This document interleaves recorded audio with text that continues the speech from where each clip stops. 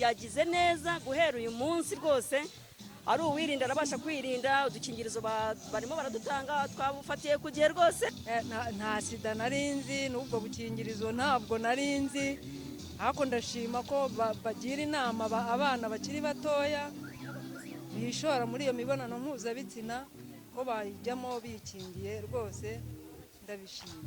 Ikintu nababwira uri busanga yararwaye virusi yihangane nyine akomeze ubuzima rwose. Ndizera ko usangana ndi muzima arushaho kwishima, nasanga naranduye nkakurikiza inama muganga. Tunda dufite cyane hano dore ngo tuba tumaye kare cyane. Ikigamijwe rero tuvuga kugira ngo twabasobanurira, icya mbere ni ukugira imibare itenda veri negatifu ikajya nko muri 0 cyangwa nyuma ya 0.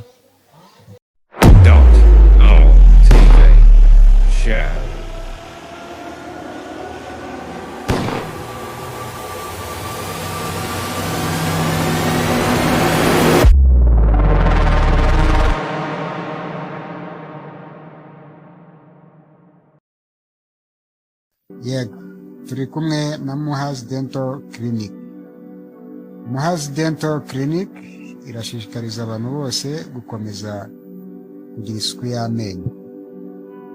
Muhazi Dental Clinic bakorera hejuru ya MTN muri etaje ya 2. Muri Muhazi Dental Clinic bafite ibikoresho bitandukanye byifashishwa mu kunoza isuku y'amenyo.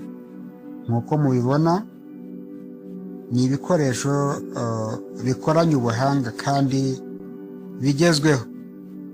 Bafite imashini zitandukanye nkuko muri kubireba. Muri Muhazi Dental Clinic bafite ibikoresho by'ikoranabuhanga. Iyo ufite ibibazo by'amenyo bigiye bitandukanye, nyuma yo kuba bakugira inama y'isuku y'amenyo, bashobora no kugufasha. Amenyo ashobora kuba yaracukutse, amenyo ashobora kuba arwaye, byose wabagana bakakugira inama ndetse bimwe muri ibyo bibazo bakaba babikemura. Rero ni mubagane aho bakorera. Nkuko mubibona bafite ikoranabuhanga rigezweho bijyanye n'ibikoresho bigezweho. Mubagane babafashe gukomeza kugira ubuzima bwiza bwo mu kanwa. Uturutse kuri gare ni muri metero 10, wabaza bakurangira, ntabwo ari kure cyane. Nimugereyo mubone igisubizo cy'amenyo yanyu. Ku bindi bisobanuro mwabahamagara cyangwa mukabandikira kuri 079 50 90 46 4.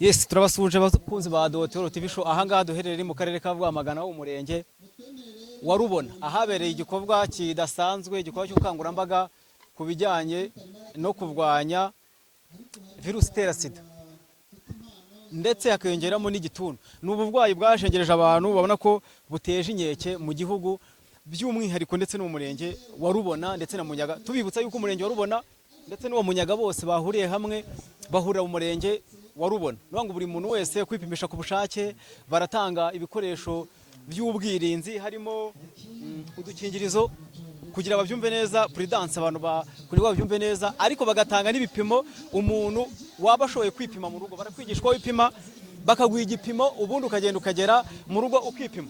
Tugiye kuganira n'abaturage kugira batugure ko bakiriye iki gikorwa batubwire uko bakibonye ndetse n'ibyo bitezemo muri rusange. Mama ngwino tuganire.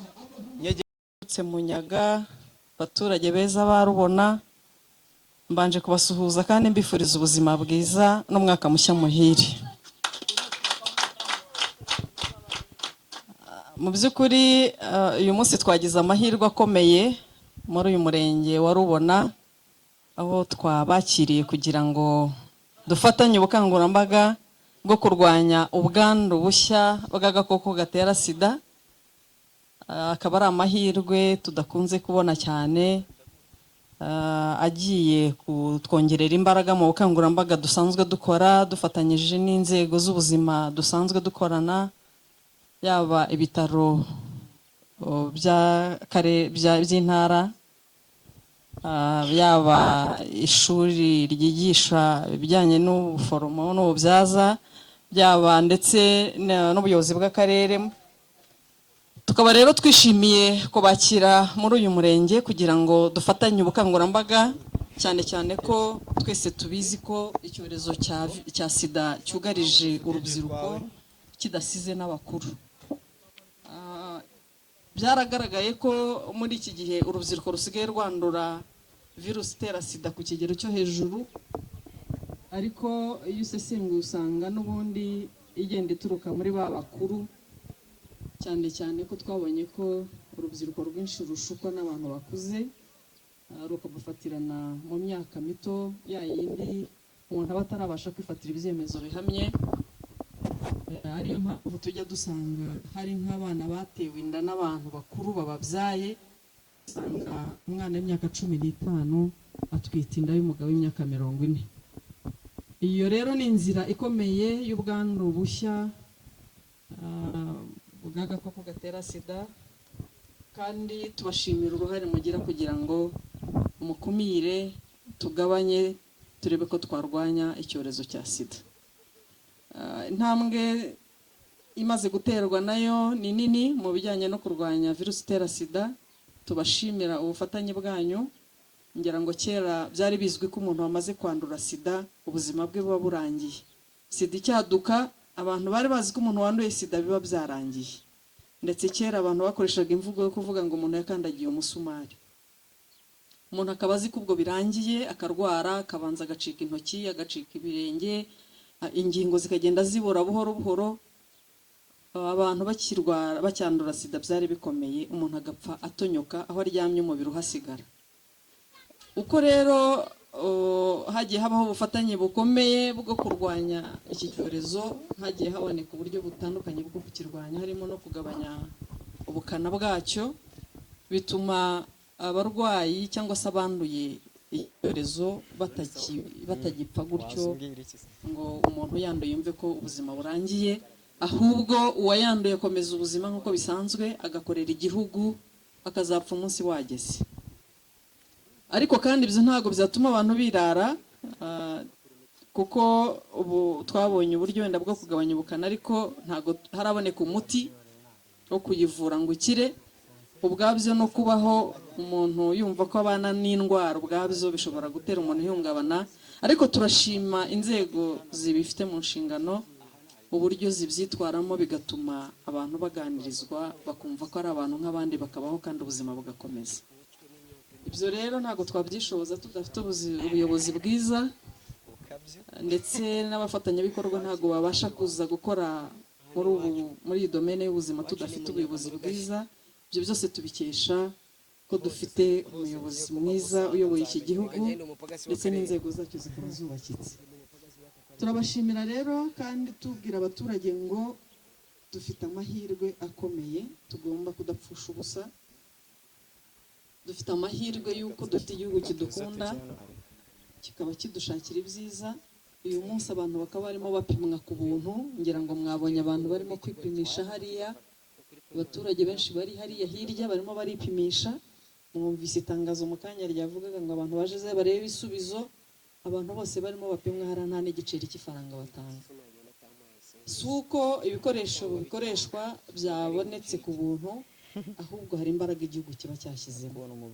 Abaturage beza rero mujye mumenya uruhare igihugu cyacu gifite mu kubungabunga ubuzima bwacu, kidushakira imibereho myiza, ariyo mpamvu tugomba gukoresha neza ayo mahirwe tugakora cyane tukiteza imbere, kuko turashyigikiwe, niyo turwaye turavurwa, niyo dufite ikibazo turagikemurirwa, yewe dufashwa no kumenya uko ubuzima bwacu buhagaze. Nkaba ngira ngo rero mbonereho gusaba umuturage wese wageze aha n'abari buhagere mu kanya, banyakubahwa abayobozi, abaturage bacu buriya mu kanya baraba bahageze, hari ukuntu iyo bumvise igikorwa gitangiye ari bwo ubona baba badute cyane cyane ko hari abakozi cyane baba bakiri mu mirimo itandukanye. Ubu ni igihe cy'isarura, ntabwo byoroshye, n'ikirere baba bacunganwa nacyo bavuga bati turabona hakurya hari ingoma, nk'uko mubibona hatangiye gusa nk'ahijima, buriya barimo baranura ibishyimbo mu kanya baraba bahageze. Ndagira ngo rero nsoze mbashimira kandi ngira ngo dukomeze ubufatanye mu kubungabunga ubuzima bw'abantu kandi turushaho guteza imbere imibereho y'abaturage. Murakoze cyane. Witwa nde? Iki gikorwa wacyakiriye gute? Ngewe amazina yanjye nitwa Nikuze Helena, nkaba nturuka mu murenge wa Munyaga.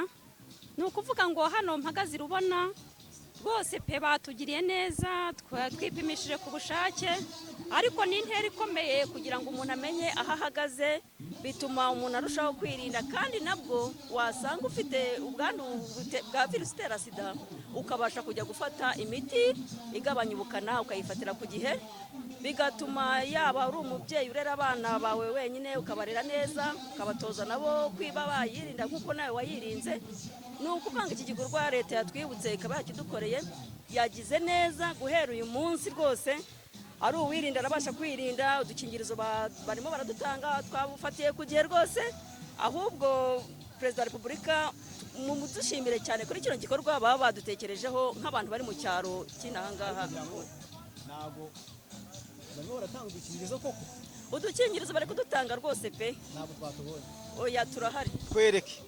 Nagira ngo abakunzi bacu ntago ari amagambo ajye ku isonga cyane batuduhaye rwose pe. Nk'uko muzibona zikoreshwa mu mibonano mpuzabitsina. Nagira ngo rero ugire icyo ubwira abandi baturage batari ahangaha utabashe kugeraho n'icyo mubwira. Ni ukuvuga ngo rero utabashije kugera ahangaha bidukundiye bajya bagana ikigo nderabuzima kuko babitwigishije cyane bikomeye. Hari iminsi bapimira ku bushake bakaba wabona ibisubizo byawe ku gihe ukamenya aho uhagaze. Rwose ibigo nderabuzima byose Munyaga ni ukuvuga ngo narubona batwigishije yuko iminsi yose nta gihe umuturage batamwakira aje kwipimishiriza ku bushake areba aho umubiri we uhagaze ubuzima bwe. Cyane ndanezerewe cyane rwose, murakoze, Imana ibaho umugisha. Mama reka tugushimire cyane, reka tuganire n'undi mubyeyi hano w'umukecuru ukuze, nagira ngo aduhe. Banyita Yankurije Josephine, ntuye i Munyaga mu mudugudu wa Rudashya. Rwose iki gikorwa leta yadutekerereje cyo kugira ngo umuntu amenye uko ahagaze. Ndi umukecuru w'imyaka 57 rwose, ariko nanjye byanejeje, nanjye numvishe nifuza kumenya ukuntu mpagaze. Rwose ibi bintu leta yadutekerereje ni byiza cyane.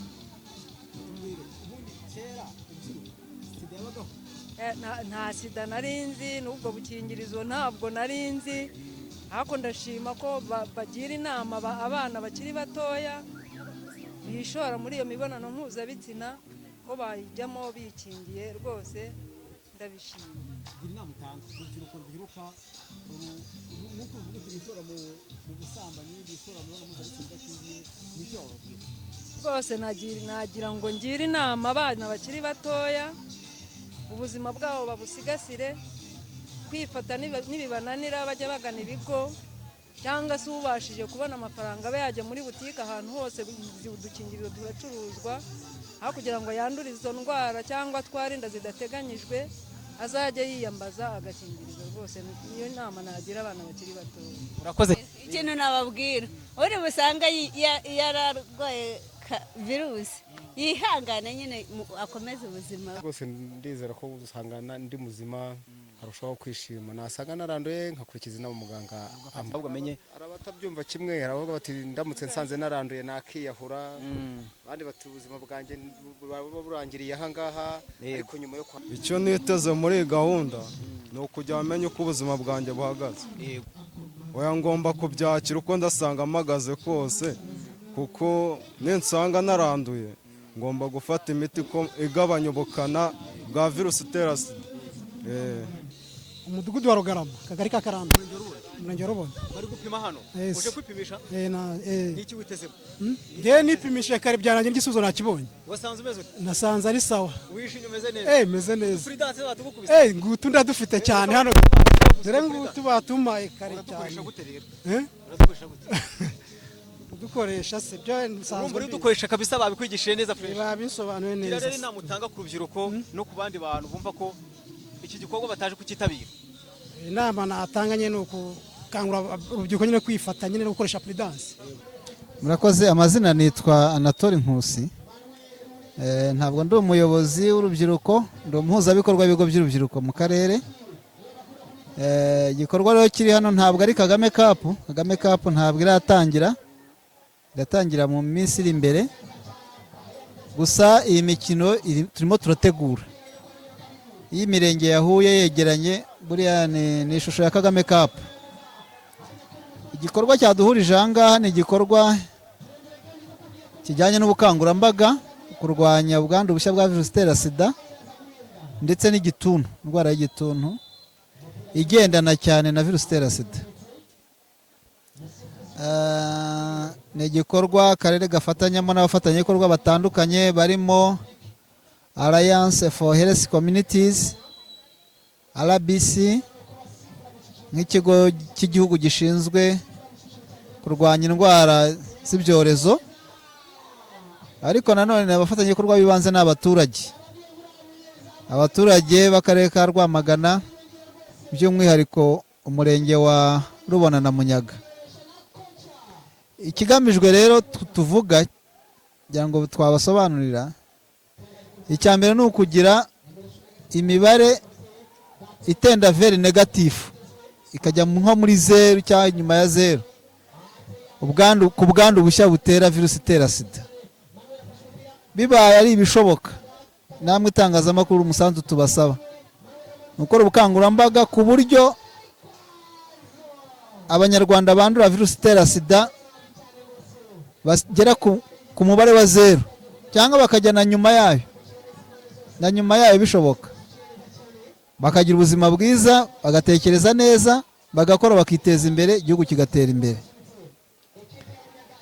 impamvu rero y'ubu bukangurambaga niyo, ni ukwirinda, ni ukubwira abaturage uko twirinda ubwandu bwa virusi itera sida, ingaruka butera mu miryango, ingaruka bugira ku gihugu, uko imiti ihenda kandi yagombye kubikora ibindi, amafaranga ajya mu miti, amafaranga ajya mu bindi bikorwa remezo nk'ibyo,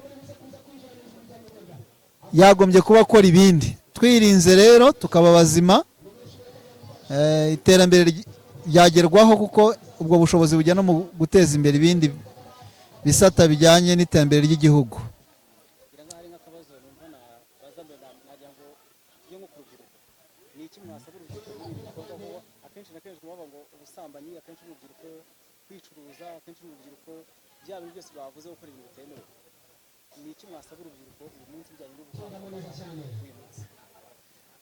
icyo twe dusaba urubyiruko si no kurusaba gusa, ahubwo no kurugira n'inama, kuko gusaba hari n'igihe usaba umuntu nyine akagira ngo ni nawe bifitiye inyungu. ni inama tubagira. inama za mbere ni uko igishoro kibaho mu buzima kibaho gikomeye ari ubuzima. ubuzima bw'ubuto bufite igisobanuro mu iterambere ry'umuntu no mu iterambere ry'igihugu. icyo tubabwira ni ukwirinda ingeso mbi zihera mu businzi, ubusambanyi, ubujura, icyatuma umuntu cyose kimwambura agaciro yari afite. urubyiruko turashishikariza kurangwa no gukora cyane, kubahiriza indangagaciro zaba iz'umuco nyarwanda n'izindi ndangagaciro zaba n'iza gikristo, bakagendera mu murongo muzima utabambika isura mbi, ahubwo uhesha ishema buri wese. ikindi ntabwo ari urubyiruko gusa, turanabwira abakuze kutishora mu bana, kutangiza abana, kubagira inama, kubareberera, kubabera aho batari, bityo igihugu cyacu kigatera imbere.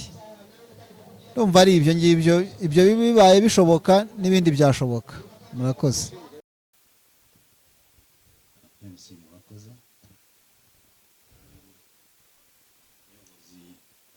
ushinzwe ubuzima mu karere ka Rwamagana, umuyobozi ushinzwe umurenge kubona abafatanyabikorwa, abaturage ba Rubona na Munyaga, mbanje kubasuhuza.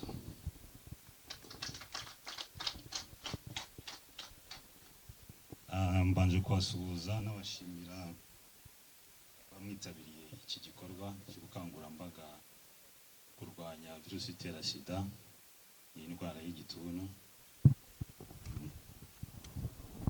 Ndi hano rero mpagarariye Alliance for Health Communities. Ni umushinga utegamiye kuri leta washinzwe muri 2016, ukaba ushinzwe cyane cyane guteza imbere imibereho myiza n'ubuzima bw'abaturage, cyane cyane ariko ku bantu bafite ibyago byo kutagezwaho n'izo serivisi, kubera yuko wenda bashobora kuba batuye kure y'ibigo nderabuzima, tukaba rero tubafasha kuba babona izo serivisi neza. Rero nubwo u Rwanda rwateye imbere mu bijyanye n'ubuvuzi kuri virusi itera sida, ariko haracyagaragara ubwandu bushya cyane cyane mu rubyiruko, cyangwa n'abandi bantu bihariye, cyane cyane abantu bafite ibyago byinshi byo kwandura. Aho ngaho tuvugamo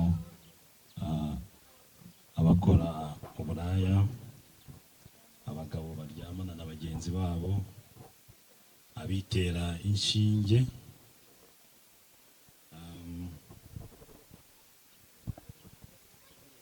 abakoresha ibiyobyabwenge nyine bitera inshinge, n'abandi bafite imyitwarire ibashyira mu kaga. Imibare rero igaragaza yuko ubwandu bushya bukigaragara cyane mu rubyiruko bitewe n'impamvu zitandukanye. Aho ngaha twavuga amakuru adahagije ku buzima bw'imyororokere, ikoresha by'ibiyobyabwenge, hano tuvuga imibonano mpuzabitsina idakingiye, ariko tukongeraho no kuyikorana n'abantu benshi batandukanye, ibyo twita mu cyongereza multiple partners, kuko uko uri umwe ukaryamana n'abantu benshi bivuze yuko uri ku byago byinshi byo kuba wakandura. Akiyongeraho n'inda zitateguwe cyangwa n'indwara zandurira mu mibonano mpuzabitsina.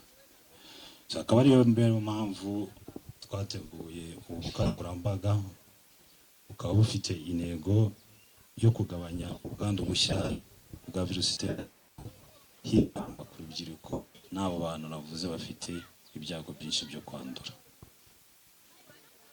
Twigisha indwara zandurira mu mibonano mpuzabitsina, dutanga serivisi zo kwipimisha virusi itera sida ku bushake, harimo no kwigisha uburyo umuntu ashobora kwipima atageze kwa muganga. Hari uduteste dukoresha, ukaba ushobora kugenda ukipima uri mu rugo, ukabona igisubizo cyawe bitarindiye yuko ujya gutonda kwa muganga. Kwigisha uburyo bwo kwirinda no kumenya indwara y'igituntu, no gutanga ubumenyi ku buzima bw'imyororokere no kwirinda inda zitateguwe. Rero nk'uko tubizi, urubyiruko n'imbaraga z'igihugu n'ejo hazaza hacyo, ariko kandi turi mu bafite ibyago byinshi byo kwandura ya virusi itera sida navuze haruguru. Abanashishikarizaga rero urubyiruko kwipimisha virusi itera sida kenshi, kumenya uko muhagaze n'intambwe ya mbere yo kwirinda no kwivuza.